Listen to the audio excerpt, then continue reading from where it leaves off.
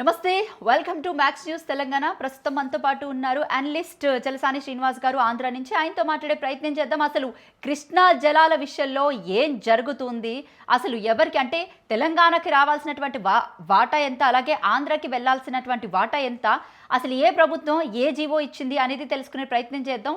Rayalaseema lift irrigation ప్రాజెక్టులో కూడా అసలు వాస్తవాలు తెలుసుకునే ప్రయత్నం చేద్దాం. నమస్తే సార్. నమస్తే. దయచేసి నాకు అనలిస్ట్ అనేది చాలా పెద్దలు, వాళ్ళు నాలెడ్జ్ స్టడీ చేసి చెప్తారు. నేను ఉద్యమకారుడి కింద నన్ను గౌరవించండి, సరిపోతుంది.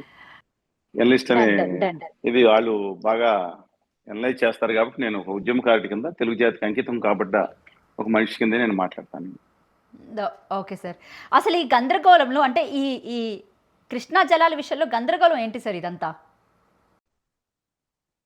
ఏమీ లేదండి. రాష్ట్ర విభజన సమయంలో నేను చాలా స్పష్టంగా చెప్పాను, చాలా సుస్పష్టంగా చెప్పాను. రాష్ట్ర విభజనకి భౌగోళికంగా మనం కలిసి ఉండాలని మనం కోరుకుంటాం. ఒకవేళ విడిపోవాలనుకుంటే అనేది మానసికంగా ఒక్కటిగా ఉండాలి. ముందుగా పరిష్కరించుకోవాల్సిన సమస్యలు మొట్టమొదటి నీటిపారుదల.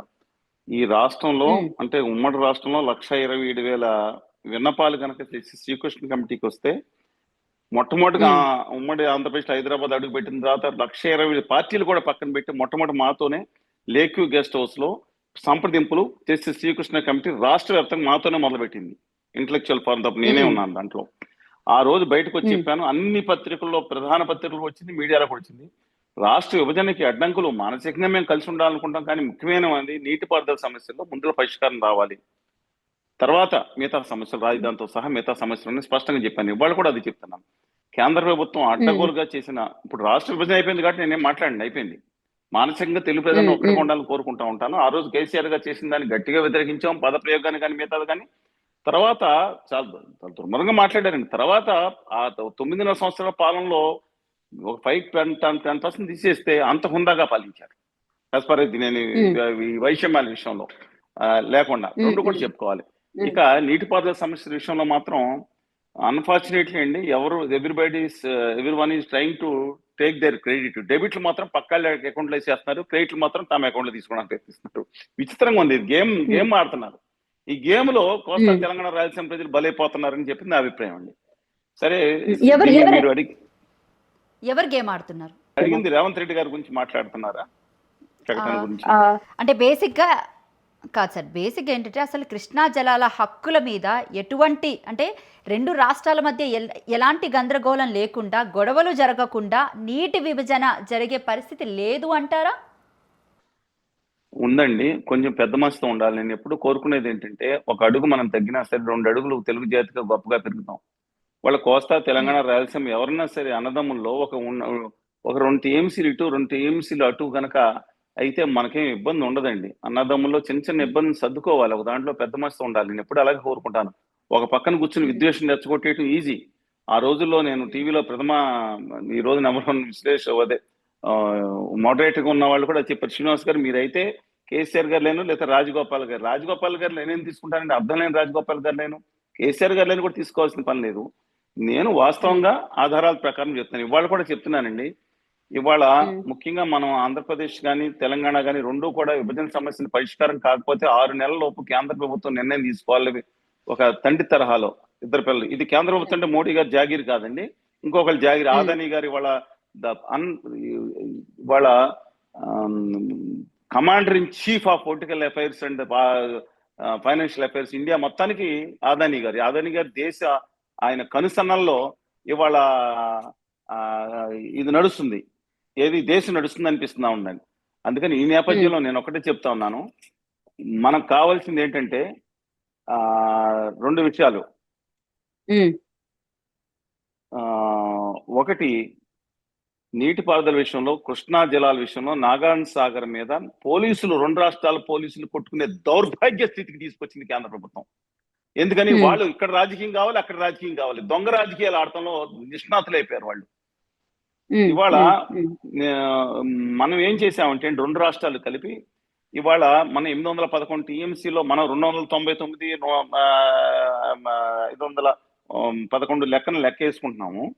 కానీ ఓ పక్కన రాయలసీమ నుంచి కూడా 299 కూడా తెలంగాణకి ఇవ్వాల్సిన అవసరం లేదు. బచావత్ ట్రిబ్యునల్ ప్రకాశం నికర జలాలు 132 టీఎంసీలు నాగాన్ సార్ లెఫ్ట్ లో 99 టీఎంసీలు మిగతా ప్రైవేట్ అని చెప్తా ఉన్నారు. సరే, వాదన అనేది టెక్నాలజీ ప్రకారం కాదు. నేను నా ఉద్దేశం మహబూబ్నగర్ జిల్లా అనేది అత్యంత వెనుకబడిన జిల్లాగా ఎందుకు మారిపోయింది? నదులు ఓ పక్కన కృష్ణా నది పక్కన వస్తా ఉంటుంది. ఆ మీరు చూశారు ఆగ్నేయంగా. తర్వాత కింద తుంగభద్ర అనేది మధ్యలో ఉందే మన గద్వాల దోపు, రాయచూరు జిల్లా నుంచి మహబూబ్నగర్ జిల్లా కలిపారు. తెలిసే ఉంటుంది మీకు. కొడంగల్ కూడా పక్కన వేరే జిల్లా నుంచి కలపడం జరిగింది మహబూబ్నగర్ జిల్లాకి. ఏది జరిగినా వాళ్ళు తెలంగాణలో ఒక భాగం. ఇవాళ ఆ ప్రాంతం అక్కడ ఉంది. అలా కృష్ణానది అలా తిరుగుతా కిందకు వెళ్ళి అక్కడి నుంచి మళ్ళీ ఉత్తరానికి మళ్ళుతుంది. అంటే దాదాపు 2 వైపుల పైగా కూడా మహబూబ్నగర్ జిల్లాకు ఎందుకు వెనుకబడి పాలకుల యొక్క నిర్లక్ష్యం అబ్సల్యూట్ గా. నేను అదే విధంగా చిత్తూరు జిల్లా లోయెస్ట్ కాలువలు ఉన్నది 23 జిల్లాలో ఉండదంటే దాంట్లో మనం వెనుకబడిన ప్రాంతాలకు న్యాయం చేయాలి, చేయలేకపోయాం. అందువల్ల నేనే కోరుకున్నానంటే, సరే ఇప్పుడు ఈ కేంద్ర ప్రభుత్వం ఎంత దుర్మార్గం వ్యవహరించిందంటే, ఇవాళ బిజేష్ కుమార్ ట్రిబ్యునల్, మళ్ళా చెప్తానండి, భారత రాజ్యాంగం సవరణ ప్రకారం, రాజ్యాంగ సవరణ ప్రకారం ఇవాళ ట్రిబ్యునల్ నిర్ణయాన్ని తిరిగి సమీక్షించే అధికారం సుప్రీంకోర్టు కూడా లేదు. అంటే సుప్రీం కోర్టుతో పాటు సమానమైన హోదా ఉంది ట్రిబ్యునల్. చాలా మంది తెలియదు, అత్యంత ప్రాముఖ్యత విషయం ఇది. ఈ కెనాట్ ఛాలెంజ్ ట్రిబ్యునల్ లో ఇంటర్మ్ జడ్జిమెంట్ తర్వాత ఫైనల్ జడ్జిమెంట్ వచ్చిన తర్వాత we cannot challenge anyway, absolute గా చేయలేం మనం. అందుకని నేను ఒకటే కోరుకుంటున్నాను, ఈ మిగులు జలాలు మాత్రం అడ్డంగా బిజేష్ కుమార్ ట్రిబ్యునల్ పంపిస్తే, నేను ఆ రోజు రామచంద్రమూర్తి గారికి, విద్యాసాగర్ రావు గారు, ఏ రాష్ట్రమైనా సరే అండి, చనిపోయారు, మేమిద్దరం గట్టిగా వాదించుకున్న వాళ్ళం. తెలంగాణ నీటిపారుదల నిపుణులుగా విద్యాసాగర్ రావు గారు ఉన్నారు. చనిపోయినప్పుడు అధ్యక్ష కూడా ఇంటికి వెళ్ళాను, శ్మశానికి వెళ్ళాను. ఇది వెళ్ళి నేను చెప్పిన వెంటనే రామచంద్రమూర్తి గారు వెంటనే తన మీడియాలో వేయించడం జరిగింది.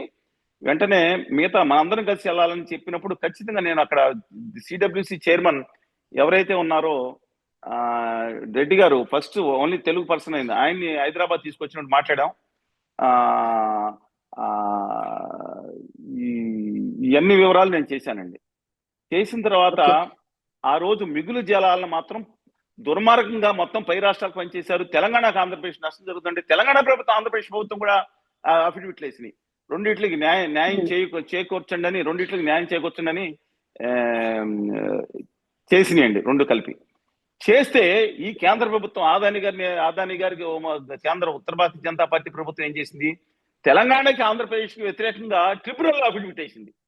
ఇదేం దుర్మార్గం అయ్యా, మీకు రాష్ట్రాలు, మీరు రెండు రాష్ట్రాలకు ఎందుకు నాశనం చేస్తున్నారు మీరు అని చెప్తే, లెక్కలని మీరు చేసుకోండి, మీరు సావండి, మీరు రెండు రాష్ట్రాలు లెక్కలేదని సుప్రీంకోర్టులో కూడా మన రెండు రాష్ట్రాలకు వ్యతిరేకంగా వేసిన దుర్మార్గం అయింది కేంద్ర ప్రభుత్వం. కేసీఆర్ గారు గట్టిగా ఫైట్ చేశారు. ఆ రోజు చంద్రబాబు నాయుడు గారితో చెప్పాం, ఆ రోజు నీటిపారుదల శాఖ మంత్రి ఉన్న ఉమా గారితో కూడా మాట్లాడాం. They trying they level best అండి, అన్నాడు. కానీ తర్వాత ఏం జరిగింది? ఇవాళ కేంద్ర ప్రభుత్వం మోడీ గారు అత్యంత తెలివిగా ఏం చేశారు? తాంబూల ఇచ్చాం తన్నుకు సావండి, అది మాత్రం నేను స్పందించడం, మా ఓట్లు పోతే మాకు అధికారంలో ఉన్న రాష్ట్రాలు, మహారాష్ట్ర రెండు కూడా మీరు కొట్టుకుని చావాలని చెప్పి ఆంధ్రప్రదేశ్ తెలంగాణ కొట్టుకునే విధంగా ఒక కొత్త జీవి ఇచ్చి మీ వ్యవహారాల్లో మీరు సావండి, మీ ఇద్దరు కొట్టుకోండి జీవి ఇచ్చారు. ఇది నేను స్థూలంగా చెప్తుందండి. దీని టెక్నికల్కి వెళ్దాం. సరే, నేను 5 టీఎంసీలు వాళ్ళు కొడతారు, 5 టీఎంసీ వీళ్ళు వస్తారు, దీని మీద నేను వివాదాలకు వెళ్తాను, అది కూడా మాట్లాడాలి, కానీ వివాదాలకు పరిష్కారం చెప్తాను. ఇవాళ ఈ నేపథ్యం నడుస్తుంటే, ఇవాళ ఈ Rayalaseema lift irrigation scheme contemplate చేశారు 2020లో. జగన్మోహన్ రెడ్డి గారు మీరు చూశారు కదా, వాళ్ళు అదే టేకప్ చేశారు. ఇవాళ నిమ్మల రామానాయుడు గారు, మా పాలకొల్లు ఎమ్మెల్యేని, గౌరవ మంత్రిగా ఉన్నారు. ఇవాళ అనుమతి లేని పనుల్లో ఈయన స్పష్టంగా ఇవాళ స్టేట్మెంట్ ఇచ్చారు. రాయలసీమ ఎత్తిపోత పట్టడానికి 2020 మే పాలనామం చేస్తే అదే నెల 20న పనులు ఆపి చేయడం జరిగింది. అనుమతులు లేకుండా సివిల్ పనులు 390, మెకానికల్ ఇతరత్ర వడ్డీ 990 కోట్లు. ఇది ఆ రోజే ఇచ్చాం. 2021లో మళ్ళీ డిసెంబర్ 12న అనుమతుల మళ్ళీ పనులు ఆపేయాలని ఎన్జిటి కూడా ఆవేశాలు ఇచ్చింది. 2023లో పెనాల్టీ కూడా వేసింది. ఈ దుర్మార్గం ఏంటని ఇవాళ రాయలసీమలో ఎత్తిపోతలు దక్కేది. నేను దశరామ్ రెడ్డి గారిని రాయలసీమ నీటిపారుదల విషయాల్లో చాలా పోరాటం చేస్తూ ఉంటారు. నేను అక్కడికే వస్తున్నాను. అసలు రాయలసీమ లిఫ్ట్ ఇరిగేషన్ ప్రాజెక్టు విషయంలో ఇప్పుడున్నటువంటి ముఖ్యమంత్రి సీఎం రేవంత్ రెడ్డి గారు తెలంగాణ నుంచి చంద్రబాబు నాయుడు గారికి ఆదేశిస్తే ఆపించేశాము అని చెప్పేసి ఇక్కడ ఈయన అసెంబ్లీ సాక్షిగా కూడా మాట్లాడడం జరిగింది. అసలు ఏం జరిగింది సార్ ఈ రాయలసీమ లిఫ్ట్ ఇరిగేషన్ ప్రాజెక్ట్ లో? చెప్పుకుంటారండి ఆయన. నేను రేవంత్ రెడ్డి గారు ధైర్యం ఉన్న క్యాండిడేట్, దమ్మున్న క్యాండిడేట్, లేకపోతే అప్సీతికి వచ్చి ఉండేవారు కాదు. No second thought. ఆయన కాకుండా నేను చెప్తున్నాను, దమ్మున్న ఆయన.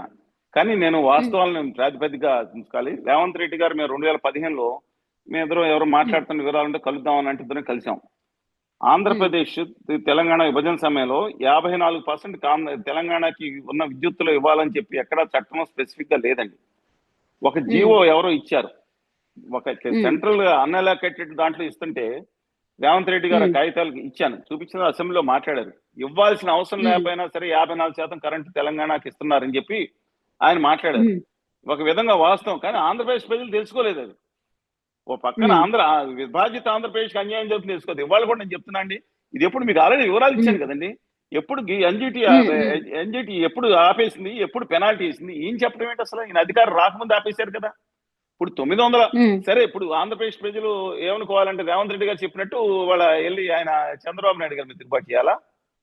నాకు అర్థం అవ్వట్లేదండి. వాళ్ళ అసలు ఎప్పుడు ఆపేశారు? ఆయన చెప్పుంటే మాత్రం నేను తప్పట్ను. చెప్పుంటారు, సార్ మాకు ఇబ్బంది అవుతుంది, నాకు రాజకీయంగా మీరు పోటీ చేయొద్దంటే మీరు పోటీ చేయలేదు ఇక్కడ తెలంగాణలో. రెండోది ఆయన చెప్పుంటారేమో, నాకు తెలియదు. రెండోది ఏంటి, ఇక్కడ మీరు సహకారాలు అందించాను కాబట్టి మీరు చేసుకుంటుంటే నాకు లాభం జరిగింది అని ఉండొచ్చు. కానీ అసలు ఆపేసిన అయిపోయింది, చెల్లిపిల్లికి మళ్ళీ బాధ్యాలన్నట్టు అది ఆపేశారు. ఎన్జిటి 2020లో ఆపింది, 21లో ఆర్డర్ ఇచ్చింది పనులు కొనసాగిస్తున్నాను. 22లోనో 23లోనో పెనాల్టీ చేస్తా ఆంధ్రప్రదేశ్ ప్రభుత్వానికి ఎన్జిటి పెనాల్టీ పెట్టింది. అప్పటికే ఆగిపోయింది కదా. అయిపోయిన దానికి ఇప్పుడు బాధ్యాలు ఏంటి నాకు అర్థం కాదు. చెప్పుంటారు, నేను కాదంటే ఇంకా ముందుకు తీసుకెళ్తాను చెప్పుంటారు. I'm not denying that. కానీ ఎప్పుడు ఆపేసినప్పుడు హరీష్ రావు గారు చెప్పినట్టు ఆపేసి చాలా కాలం అయింది కదా. ఆ రోజు తెలంగాణ ప్రభుత్వం వెళ్ళింది కదా, కోర్టుకు వెళ్ళింది కదా, మిగతా కోర్టు కూడా కన్ఫర్మ్ చేసింది కదా. ఇక్కడ ఒక డౌట్ ఏంటంటే 2021లో జగన్ ఆపించారు అని చెప్పేసి ఇటు వైఎస్ఆర్సీపీ పార్టీ మీడియా, అలాగే నిజంగా అంటే even Sakshi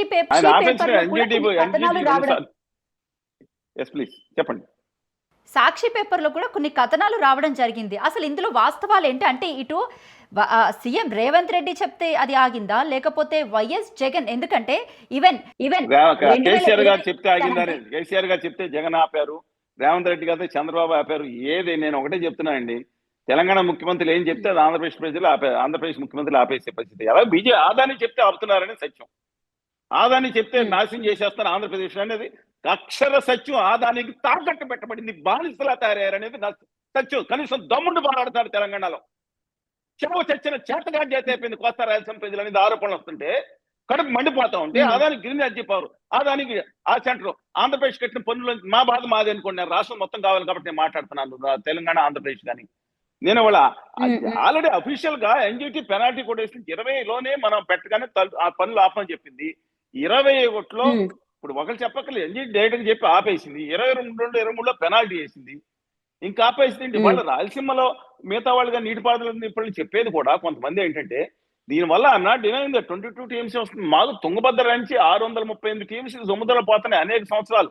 number of 10 years లెక్కేసుకుంటే దాంట్లో నుంచి 32 టీఎంసీలు పెట్టి ఇప్పుడు దీనికి వెళ్ళినా సరే నీటి తక్కువ ఉన్నప్పుడు నీళ్లు ఎనగమాలకు తిరిగి వస్తున్నాయండి. ఆలస్యం ప్రాజెక్టులు ఏకపక్షంగా పెట్టారు, దానివల్ల లాభం లేకపోలేదు. కానీ దీనికన్నా తుంగభద్ర నుంచి లిఫ్ట్ చేసుకుని డైరెక్ట్గా వెళ్ళే అవకాశం ఉంటుందని వాళ్ళు మొత్తుకుంటున్నారు. 33 టీఎంసీ, ఇది మొత్తం 22 టీఎంసీ తీసుకెళ్లేటట్టు ఉంటుంది, దీని మించి లేదు, అక్కడి నుంచి కెపాసిటీ లేదని చెప్పుకున్న ఆంధ్రప్రదేశ్ మంత్రిగా చెప్తున్నారు. వాళ్ళు విచిత్రం ఏంటంటే everybody trying to project their own అండి. నేను అంతిమంగా దీంట్లో చెప్పేది ఒకటి ఏంటి తెలుసా అండి, ఇది ఒక ఇవాళ ఆగిపోయింది. దీంట్లో క్లారిటీ ఇచ్చాను మీకు, ఎప్పుడూ ఆగిపోయింది, ఇవాళ ఆగిపోవటం ఏంటి? కానీ జగన్మోహన్ రేవంత్ రెడ్డి గారు చెప్పుంటారు, ఇంకా ముందుకు తీసుకెళ్లదని చెప్పుంటారు. నేను అన్నా డినైయింగ్ ఆగిపోయిన దానికి ఇప్పుడు చెప్పారంటే ఓకే కంటిన్యూషన్ ముందుకు తీసుకెళ్లదని చెప్పుంటారు. నేను వన్ సైడ్ మాట్లాడండి. కానీ వాళ్ళని నేను తెలంగాణ కోస్తా రాయలసీమ ప్రాంతాల గురించి నేను తెలుగు బిడ్డగా నేను మాట్లాడుతూ ఉన్నాను. ఒక మళ్ళా చాలా ఇంపార్టెంట్ పాయింట్ మాట్లాడుతున్నా. మహారాష్ట్రలో కొయినా డ్యామ్ దగ్గర ఆంధ్ర పవర్ ప్రాజెక్టు ఇంకో 2-3 పవర్ ప్రాజెక్ట్స్ ఉన్నాయి. నేను మళ్ళా చెప్తున్నాను, దీంట్లో మన వెస్టర్న్ ఘాట్స్ హైయెస్ట్ రెయిన్ఫాల్ వస్తుంది. 3000, 4000 నుంచి 6000, 7000 mm పడుతుంది. అంటే ఉజ్జాయింపుగా నిజామాబాద్ జిల్లాలో ఒక 900 మిల్లీమీటర్ వర్షం పడితే అక్కడ 5000, 6000, 7000 కూడా పడే ఏరియాస్ అండి. ఈ కొయినా డ్యామ్ నుంచి వందలాది టీఎంసీలు నేను చెప్పేది ఆలకించాలి. నేను తెలుగు జాతి బిడ్డగా చెప్తాను. తెలుగు వాళ్ళు ఎక్కడున్న 13.5 కోట్ల మంది తెలుగు జాతి బిడ్డలు ఈ ప్రపంచం నెంబర్ 1 కూడా కోరుకుంటున్నా. ప్రపంచంలో కావాల్సిందే తెలుగు జాతి, మానవీయ కోణం. ఆ తర్వాత నాకు ద్రావిడ్లు, ఇండియా కూడా బాగుండాలి, అంతా కరెక్ట్. నేను మాట్లాడుతున్నా, మళ్ళీ ఒకసారి దయచేసి ఆలకించమనండి. కొయినా డ్యామ్ నుంచి వందలాది టీఎంసీలు మన కిందకు వస్తే, అక్కడి నుంచి ఆలమట్టికి వస్తే ఓసారి కరెంటు తిప్పుకోవచ్చు, నారాయణపూర్లో తిప్పుకోవచ్చు, మన జోరాల్లో తిప్పుకుంటాం, శ్రీశైలము, నాగాన్ సాగర్, పులిచింతలో కూడా కరెంట్ వస్తుంది. పులిచింతలో కూడా తెలంగాణ ఎక్కువ వస్తుంది. ఇప్పుడు నేను చూశారు కదా, నాగన్ సార్ కూడా 800 మెగావాట్లు కరెంట్ వస్తుంది. నాగన్ సార్ లెఫ్ట్ సైడ్ ప్రాజెక్ట్ ఉండటం వల్ల సరే అది ఉమ్మడి నిధులతో కట్టినా సరే తెలంగాణకు ఆ రోజు ఇచ్చిన విభజన ప్రకారం చెందిపోయింది లెఫ్ట్ సైడ్ ఉన్నాయని ఏంటని. నేనేమన్నానంటే ఒక్క విషయం, ఆ పైన వచ్చే నీళ్లని వందలాది టీఎంసీలని దుర్మార్గంగా ఇవాళ కేంద్ర ప్రభుత్వానికి 2 రాష్ట్ర ప్రభుత్వాలు మొత్తుకున్న, ఇంతకుముందు ఉమ్మడి ప్రభుత్వం మొత్తుకున్న లెక్క చేయలేదండి. ఇలాగ మళ్లించి అరేబియా సముద్రానికి మళ్లించి ఉప్పు నీటిలో పారేస్తుంది మంచినీళ్ళని. కరెంటు మనం కావాలంటే తిప్పిస్తాం, కొనిస్తాం 2 రూపాయలు 3 రూపాయలు. నీళ్ళని కొని గాలి నుంచి సృష్టిస్తామా ఇన్ని 100 టీఎంసీలని? మళ్ళా చెప్తున్నాను, వందలాది టీఎంసీలని దుర్మార్గంగా ప్రైవేట్ పవర్ ప్రాజెక్టుల పేరు మీద ఇవాళ తీసుకెళ్లి మహారాష్ట్రలో ఉన్న కొయినా దానిలో తీసుకెళ్లి అరేబియా సముద్రం ఉప్పు నీళ్ళలో పడేస్తుంది డైరెక్ట్ గా వాడకుండా. ఏమి లేదు, డైరెక్ట్ గా తీసుకెళ్లి గన్ స్టాక్స్ పెట్టారు, పడేస్తుంది. మనం కనుక వదిలేస్తే అంటే మనం 2 టీఎంసీల గురించి దెబ్బలాడుకునే పరిస్థితి కోస్తా తెలంగాణ రాయలసీమ ప్రజలు ఇలా పెట్టకుండా రాజకీయ నాయకులు దాని గురించి ఫైట్ చేద్దాం అంటున్నాను ఉదాత్తమైనంతో. నేను 2019 తర్వాత కూడా ఉధృతంగా ఉద్యమం చేశామండి. 95% మీడియా చూపించలేదు. అందుకని నేను కోరుకుంటుంది ఇవాళ నేను కోరిన దాంట్లో తప్పేంటి చెప్పండి. ఇవాళ ఇది చిన్న విషయం అంటే ఎస్ ప్లీజ్. యా, ఇక్కడ ఇంకొక డౌట్ ఏంటంటే, వైఎస్ జగన్ నిజంగా ఆపించి ఉంటే హరీష్ రావు గారేమో రేవంత్ రెడ్డి గారు రాయలసీమ లిఫ్ట్ ఇరిగేషన్ ప్రాజెక్టు నిలిపివేయమని మాట్లాడుతున్నారు తెలంగాణ నుంచి అని చెప్పేసి అంటున్నారు. అయితే 2021లో పోతిరెడ్డిపాడు వ్యాసార్థం పెంచుకోవడానికి అంటే 35,000 క్యూసెక్కుల నుంచి 80,000 క్యూసెక్కుల ప్రాజెక్టు ఇచ్చిందే బేసిక్గా వైఎస్ గవర్నమెంట్ జీవో పాస్ చేయించింది అప్పట్లో వైఎస్ఆర్సీపీ పార్టీ వాళ్ళు. అయితే అంబటి రాంబాబు సైతం కూడా ఇక్కడ అంటే అప్పటి జలశాఖ మంత్రిగా ఉన్న అంబటి రాంబాబు కూడా ఇదే మాట చెప్పుకుంటున్నారు. దీన్ని అసలు ఏ రకంగా చూడొచ్చంటారు? నిజంగా ఇంతకుముందు రాజశేఖర రెడ్డి గారు పోతిరెడ్డి పార్టీని పెంచినప్పుడు దేవినేని ఉమా గారు లాంటి వాళ్ళు ధర్నా చేశారు విజయవాడలో. ఎందుకంటే ఇప్పుడు దీనికి ఏంటంటే కోటింగ్ అంటే రాయలసీమ పవర్ ప్రాజెక్ట్ కూడా మాట్లాడింది ఏంటంటే చెన్నైకి తాగునీటికి ఇది ఉపయోగపడుతుందని. నేను అంటే తాగునీరు కోసం ఎప్పుడు కూడా తెలంగాణ కోస్తా రాయలసీమ ఏ ప్రాంతం ఉన్నా తాగునీటి కోసం ఎవరు తీసుకెళ్ళినా సరే ఎవరో అబ్జెక్ట్ చేయకూడదండి.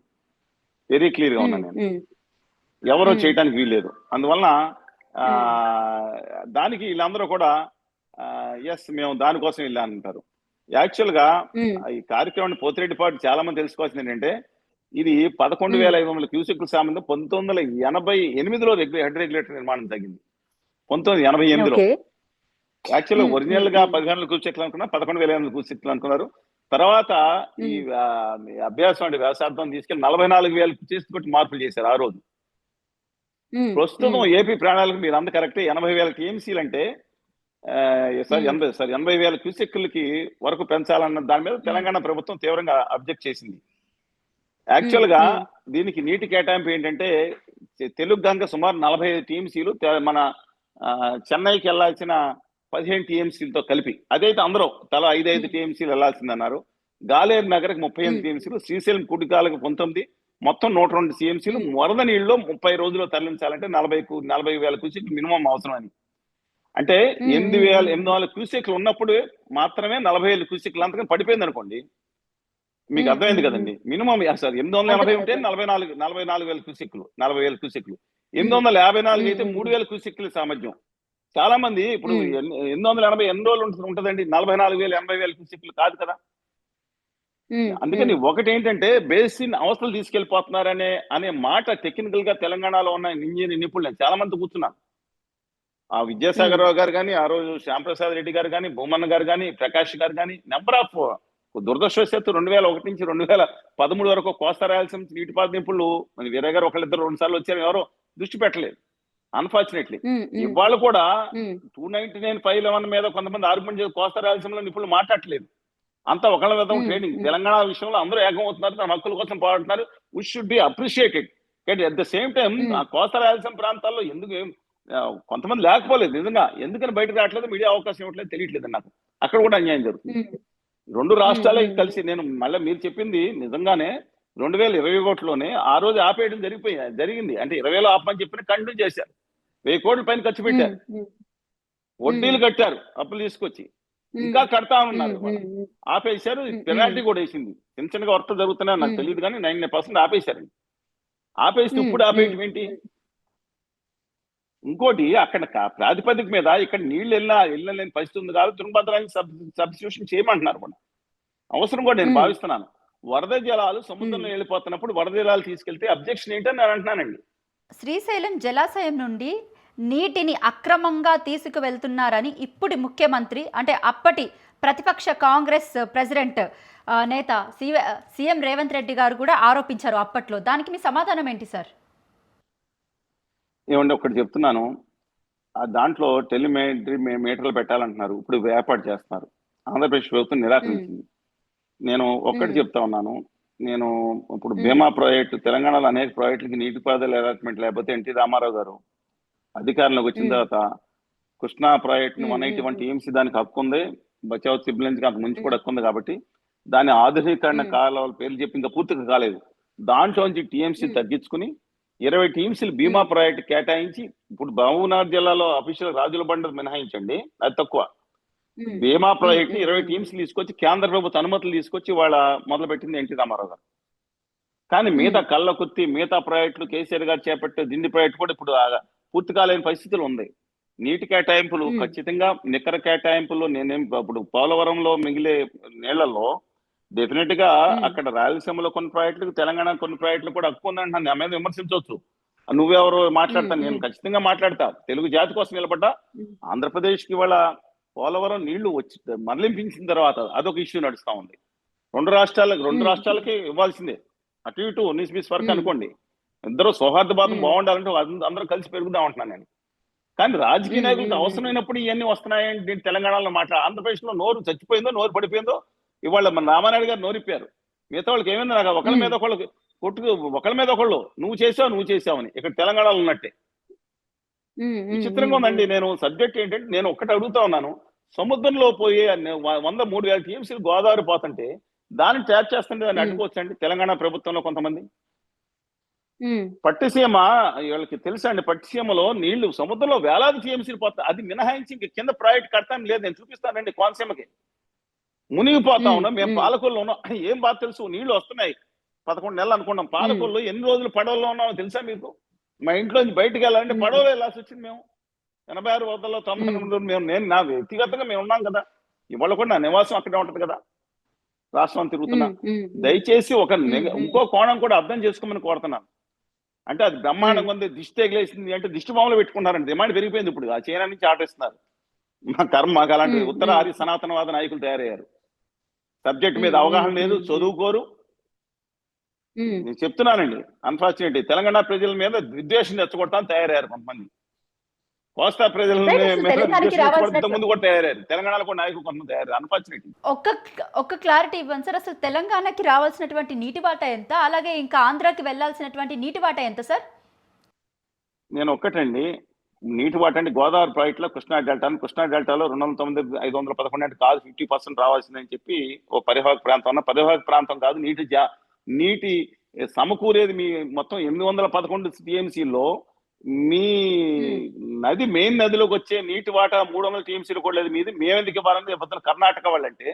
ఇప్పుడు అక్కడ కృష్ణా నదిలోకి ప్రవాహం ఏదంటే మొత్తం నీటి కేటాయింపు 811 అంటే 811 కృష్ణా నది నుంచి రాదండి. కృష్ణా నది అప్పుడు గండిపేట ఉందనుకోండి, హైదరాబాద్ గండిపేటలో ఉండే 2-3 టీఎంసీ నీటి నిల్వ కూడా మన 811లో ఉంటది.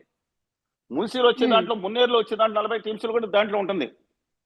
ఇప్పుడు K11 K6 బేసిన్స్ కింద సబ్ బేసిన్స్ కింద వివరిస్తారు. అందువల్ల నేను మళ్ళా తెలంగాణలో ఉన్న వాదన ఏంటంటేనండి, నీటిపారుదల నిపుణులు మాకు పరివాహక ప్రాంతం 2 రాష్ట్రాలు ఎంతని, కర్ణాటక ఏదండి నా దగ్గర నుంచే మహారాష్ట్ర మా దగ్గర నుంచే 90%. ఇప్పుడు ఆంధ్రప్రదేశ్ తెలంగాణలోకి వచ్చే నీళ్ళలో 99.9% అక్కడ వచ్చేది అక్కడి నుంచే కదండి. అక్కడ మన దూరాలకు వచ్చే దగ్గర నుంచి కానీ తుంగభద్ర శ్రీశైలంకి వచ్చే దాంట్లో కానీ 90% దాని కాబట్టి మాదే అంటే మీకేం అవుతారంటున్నారు. కొంచెం ఈ మనుషులు రెచ్చగొట్టేట్టు ఈజీ. అందుకని నా ఉద్దేశం ప్రకారం తెలంగాణలో కూడా డెఫినెట్ గా నేను ఇందాక చెప్పినట్టు వాళ్ళ గోదావరిలో యాంపుల్ వాటర్ ఉందండి. ఇప్పుడు 900 టీఎంసీలు మాకు, 500 టీఎంసీలు ఏపీకి అనేది కాకుండా ఇవాళ మిగతాది ఆ రోజున్న ప్రాతిపదిక మీద కాకుండా ఇప్పుడు ట్రిబ్యునల్, గోదావరి వాటర్ ట్రిబ్యునల్ కొత్తగా వేయలేదు, జీడబ్ల్యూటీ పాత ట్రిబ్యునల్ బచ్చావత్ గారు ఆ రోజు గోదావరికి కూడా ఆయనే ట్రిబ్యునల్ కండి. విచిత్రం. సరే ఏది ఏమైనా ఇవాళ గోదావరి విషయంలో కూడా ఖచ్చితంగా పంచుకోవాలి. గోదావరిలో యాంపుల్ వాటర్ ఉంది, దాన్ని డైవర్షన్ చేసి ఇవాళ బనకచెర్ల ప్రాజెక్ట్ అని తీసుకొచ్చారు. బనకచెర్లను మేము వ్యతిరేకించాం. మీకు అసలు ఏం మెగా అంటే ఒక కంపెనీ ఏం చెప్తే అది చేస్తున్నారా? వాళ్ళు చెప్పినట్టు ఇవాళ డెఫినెట్ గా ఇవాళ నల్లమల సాగర్ సోమశిల ప్రాజెక్ట్ కొంతవరకు ప్రాక్టికల్టీ అండి. నాగార్జున సాగర్ స్టేజ్ 2కి స్టేజ్ 3కి అయినప్పుడు ప్రతిపాదన ఆగిపోయింది. దానికి సప్లిమెంటేషన్ వల్ల కృష్ణా జలాల మీద ఒత్తిడి తగ్గుతుంది. తగ్గటం వల్ల రాయలసీమకు కానీ తెలంగాణకు కానీ పై భాగంలో నీరు పెంచుకోవడానికి వస్తుంది. ప్రాగ్మాటిక్ అప్రోచ్ అవసరం అండి దీంట్లో. మనం భావోద్వేగాలు తెచ్చుకుంటే అటు ఇటు ఇంతకుముందు తెలంగాణ సమయంలో కూడా అటు మీరు అటు సైడ్ ఉంటారు ఇటు సైడ్ ఉంటారని చెప్పి ఇటు సైడ్ ఉంటాను ప్రజలు వైపు ఉంటాను, నా తెలుగు జాతి వైపు ఉంటాను. అంటే కేసీఆర్ గారి వాదన లేకపోతే జగన్పాటి రాజగోపాల్ గారి వాదన ఎందుకు తీసుకోవాలి? నేను అందుకనే మీటింగ్ పెట్టా. గత 75 సంవత్సరాల చరిత్రలో మీరు ఆంధ్రప్రదేశ్ తెలంగాణ విభజన ఉద్యమాలు కానీ 53 తీసుకుంటే 2 రాష్ట్రాల మధ్యన ఇంటలెక్చువల్స్ మీట్ పెట్టింది నేనేనండి. పవర్ పాయింట్ ప్రెజెంటేషన్ లో సహా పెట్టింది.